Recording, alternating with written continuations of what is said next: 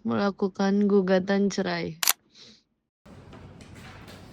Majelis Hakim ditunjuk sesuai dengan penetapan Majelis Hakim oleh Ketua Pengadilan Negeri Denpasar dengan nomor 363/PDTG/2025/PN Denpasar dengan saya Etari Sodari selaku Hakim Ketua, Istri Pemala serta Jeremy Nuasa masing-masing selaku Hakim Anggota.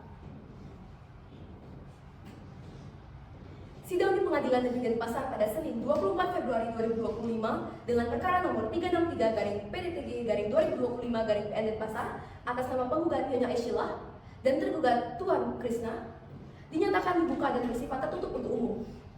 Sesuai dengan pasal 153 ayat 3 Kitab Undang-Undang Hukum Acara Pidana yang berlaku, persidangan ini hanya dapat dihadiri oleh pihak yang berkepentingan. Mohon bagi pihak yang tidak berkepentingan keluar dari area sidang.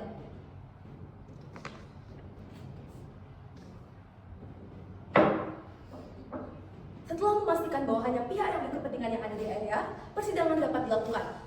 Panitera, mohon bacakan identitas para pihak. Baik Yang Mulia, identitas penggugat dengan nama lengkap Aisyillah Anastasia, tempat tanggal lahir Denpasar 9 Desember 1995, alamat Jalan Gunung Welirang nomor 12, pekerjaan ibu rumah tangga, agama Islam, kewarganegaraan Indonesia, dan identitas tergugat dengan nama lengkap Ibu Putu Gede Krisna Pranata, tempat tanggal lahir Denpasar 28 Desember 1993, alamat Jalan Gunung Welirang nomor 12, pekerjaan wira swasta, agama Hindu, kewarganegaraan Indonesia. Sesuai, penggugat, silakan sampaikan pokok gugatan Anda. Yang Mulia, saya sudah bertahun-tahun disiksa oleh suami saya, dipukul, dicaci maki, bahkan dihina di depan anak saya. Interupsi Yang Mulia. Interupsi Yang Mulia, silakan. Yang Mulia, klien kami mengalami penderitaan fisik dan psikis. Ini Yang dapat Mulia. ditolak. Saya tidak pernah melakukan hal-hal tanda dia. Tidak pernah, kalau dia nggak pernah. Para semua pihak untuk tenang, ini adalah persidangan, bukan tempat untuk berteriak. Interupsi Yang Mulia. Silakan. Yang Mulia, kami menolak keluhan dan bukti yang diajukan oleh penggugat. Penggugat hanya menginginkan harta yang dijual kepada kami. Demikian setelah mendapatkan harta tersebut, penggugat akan pergi begitu saja. Nah, tuduhan ini sebenarnya adalah sebuah permainan yang diajukan oleh penggugat hanya untuk mendapat keuntungan bagi dirinya sendiri. Sekian Yang Mulia. Saya tidak menginginkan bertanya, Yang Mulia. Yang Mulia, klien kami menggugat cerai karena mengalami kekerasan dalam rumah tangga yang dilakukan oleh tergugat selama bertahun-tahun. Bukti visum dan laporan polisi yang telah kami ajukan pada jaksa.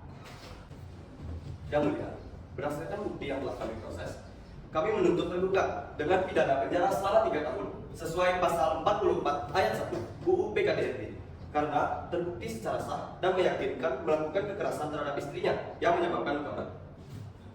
Yang Mulia, kami bisa membuktikan bahwa visum yang diberikan adalah penyebab oleh rekan lain. Demikian, kami merasa bahwa tuduhan ini hanya sebuah permainan yang dilaksanakan oleh penggugat hanya untuk mendapatkan keuntungan finansial dari klien kami. Yang Mulia. Yang Mulia, kami mengajukan gugatan cerai karena penggugat mengalami kekerasan dalam rumah tangga yang disebabkan oleh tergugat selama 5 tahun terakhir. Selain itu, klien kami juga memohon hak asuh anak, mengingat kondisi psikologis anak yang lebih baik jika diasuh oleh ibunya.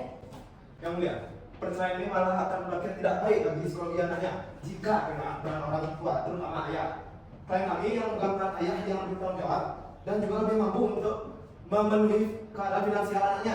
Oleh karena itu kami menolak permohonan perceraian dari penggugat. Yang Mulia, berdasarkan bukti yang sudah ada, sudah jelas bahwa tergugat bukanlah ayah yang bertanggung jawab. Yang Mulia, saya mohon keadilan. Bagaimana seorang pria yang sudah memukul saya dan memberi trauma pada anak saya dapat diberi hak asuh? Yang Mulia, saya yang selalu mencari nafkah. Saya membiayai anak saya. Jadi saya hanya ingin jauhkan saya dari anak saya. Yang Mulia, klien kami memiliki kondisi finansial yang lebih baik dan lebih stabil dan lebih mampu untuk memberikan pendidikan yang layak, penghidupan yang layak bagi anak-anaknya. Sedangkan penggugat masih belum memiliki pekerjaan yang tetap. Yang Mulia, mohon dipertimbangkan. Yang Mulia, kami ingin menegaskan bahwa bukan hanya finansial yang menentukan hak asuh anak. Faktor psikologis dan kesejahteraan emosional anak lebih penting. Bagaimana mungkin seorang yang telah terbukti melakukan kekerasan terhadap istrinya masih diberikan kesempatan untuk waspada? Klien kami bukan hanya korban fisik, tetapi juga mengalami trauma psikologis yang mempengaruhi dirinya dan anaknya. Harap tenang. Jika masih ada yang menginterupsi tanpa izin, akan saya keluarkan pihak tersebut dari ruang sidang.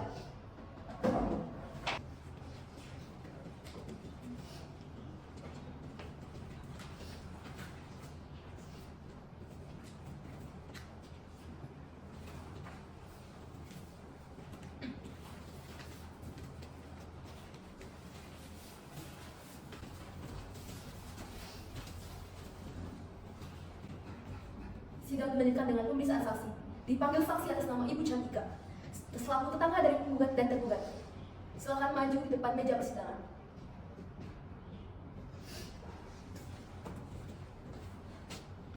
Sebelum memberikan keterangan, apakah Anda memiliki hubungan keluarga antara penggugat dan tergugat?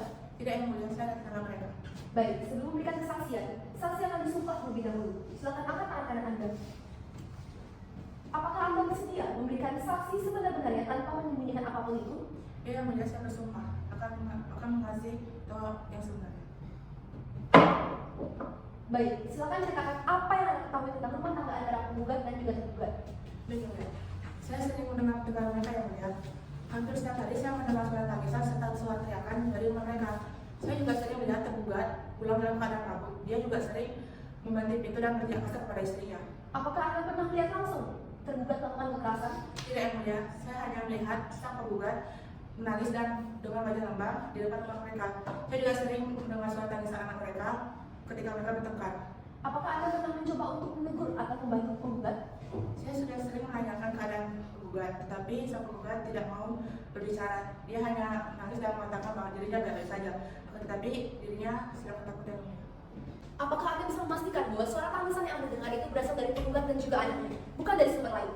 Ya, Yang Mulia, saya yakin bahwa itu adalah saudara dari mereka karena saya bersaudara dengan mereka dan itu jelas sama mereka.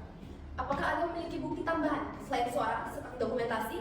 Saya tidak mendokumentasikan apapun, Yang Mulia, tapi ada yang mereka sudah yang lain, itu tidak jelas dari mereka. Baik, karena tidak ada pertanyaan tambahan, saksi diperkenankan untuk duduk kembali. Terima kasih atas kesaksiannya. Yang Mulia, dalam kasus pidana KDRT yang sedang berjalan, kami akan tetap menuntut hukuman pidana terhadap tergugat atas tindakannya terhadap penggugat. Namun, terkait hak asasi anak, kami menyerahkan sepenuhnya pada pertimbangan majelis hakim. Terima kasih.